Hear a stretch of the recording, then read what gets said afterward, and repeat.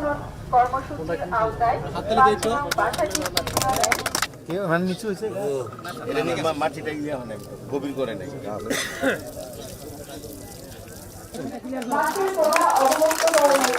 বাংলাদেশ জাতীয়তাবাদী দল নির্বাচন ইস্তেহারে যেসব ইস্তেহার এবং যেসব প্রতিশ্রুতি ঘোষণা করেছিল তারেক রহমান সাহেব মাননীয় প্রধানমন্ত্রীর নেতৃত্বে সেই সকল ইস্তেহার একের পর এক বাস্তবায়ন করা হচ্ছে।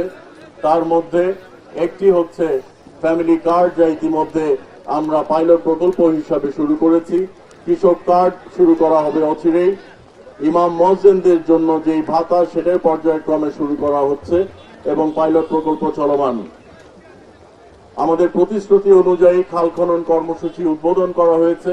সারা বাংলাদেশেই খাল খনন কর্মসূচির পাইলট প্রকল্প আজকে মাননীয় প্রধানমন্ত্রী তারেক রহমান সাহেবের নেতৃত্বে সারা বাংলাদেশের বিভিন্ন উপজেলায় সেটা শুরু করা হচ্ছে।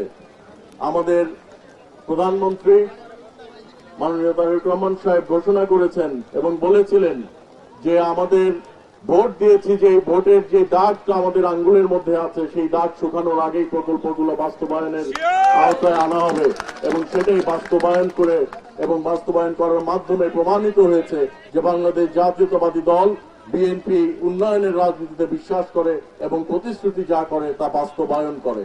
আমি আর বক্তব্য দীর্ঘায়িত করতে চাই না। আমরা উন্নয়নের রাজনীতি অব্যাহত রাখবো ইনশাআল্লাহ।